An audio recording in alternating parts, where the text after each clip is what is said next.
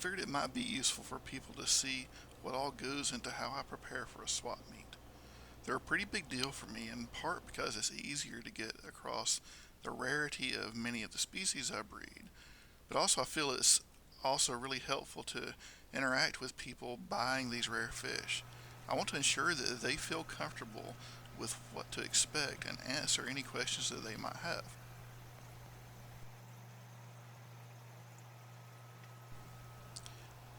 As you can see from the quick run around the fish room, there are tanks with yellow tags on them. Those contain fish that I'm planning on bringing to the swap meet. Tagging the tanks really help out throughout the process going forward.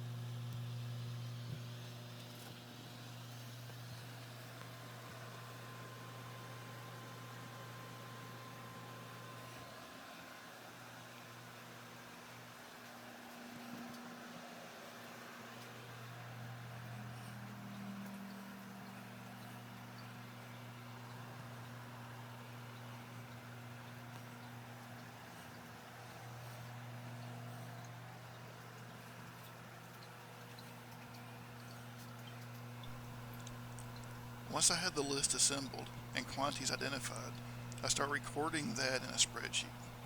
That turns into posts on the swap meet forums for what I have available so people can do pre-orders. Usually pre-orders make up about 50% of my total sales. And while I'm at it, I also try to make sure that I get pictures of all of the species from in the tanks where they actually are. Pictures get printed out and kept in a binder on the swap meet table.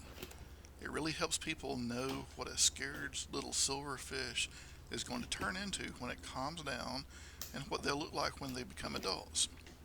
Good pictures and answering questions really help to make people more interested in the fish. I produce a pull sheet that I can just mark things off of while I'm working. That helps me prioritize pre-orders versus other things. This sheet changes over time up to the night before the swap meet when I stop taking pre-orders. Time to make sure all of the containers I'm going to use are clean and ready. Also, I make sure all the nets that I'm going to possibly need are in one place. I ensure I have aged water ready for bagging. The water in these containers is the same water that I use for water changes and have some crushed coral and an air stone going in them all the time. Now is the time to prepare for hard to catch fish like plecos and shell dwellers. You don't want to be fighting with a pleco getting it out of a cave while you're trying to pull a ton of fish. Remember all of those yellow tags on tanks? Now is the last time to feed those tanks.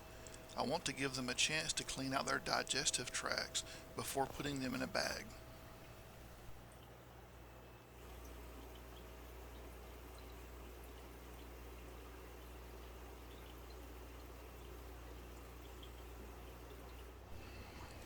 When you're pulling fish, have everything you need handy.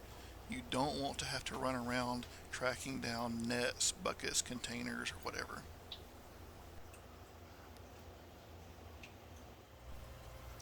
Random shrimp end up in every tank I have, but especially with plecos. So they usually just tag along with the fish into the bags. It's an extra bonus. Time to pull some fish. I keep an air stone in each of the buckets because some of them might have a good number of fish in them, or there might be some larger fish in them.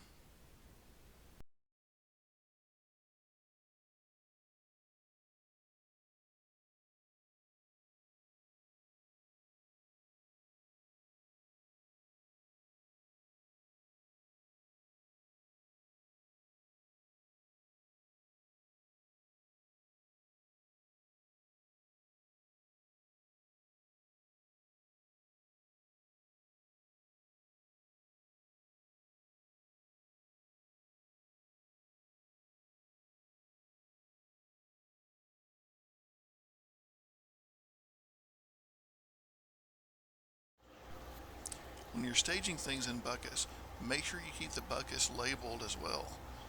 As fish stress out during this process, they lose color, and it'll oftentimes be hard to tell one species from another.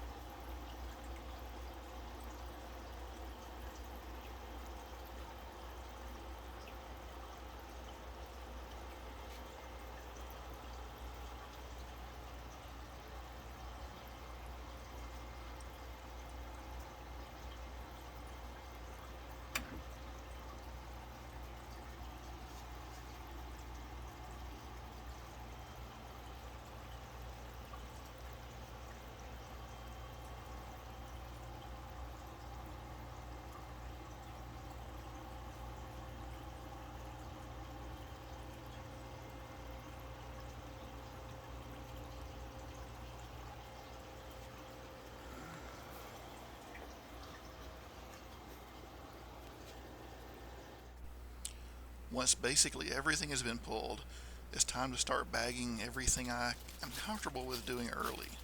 That is most things except generally Corydoras. With Corydoras, I do the kick the bucket method to try my best to get them to expel any poisons early so they don't go in the bags. For other species that it makes sense to, I'll often just be gentle and catch them with my hand instead of a net. It does less damage to the fish usually.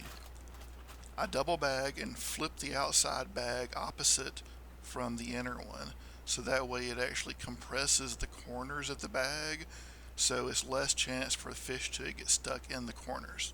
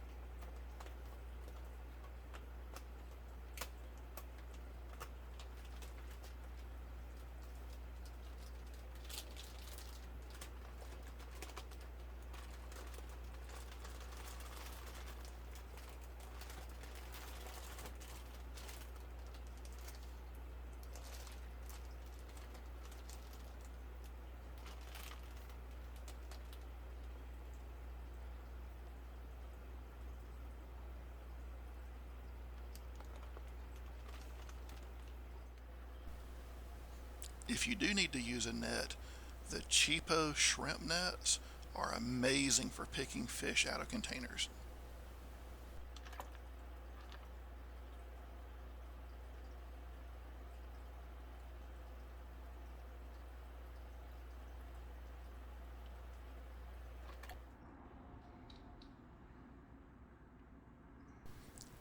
I finished bagging up the more complicated species. The second bag has not been closed up yet. It's now time to inspect everything. Make sure all the fish look good. Also, make sure the bags are not leaking. Many fish can easily poke a spine through even a 3 mil bag. If there's water on the inside, or in between the inside bag and the outside bag, make sure the bag is actually fine or rebag it now. Don't just rely on the outer bag handling a problem you know exists. After inspection, the second bag is closed up and labels are added. My labels are just made from printing off the spreadsheet I used earlier. I cut them out and stick them onto the bags with clear packing tape. Here's just a quick glimpse of what our swap meets look like. I managed to find a bit of time when it wasn't too busy to grab a quick video.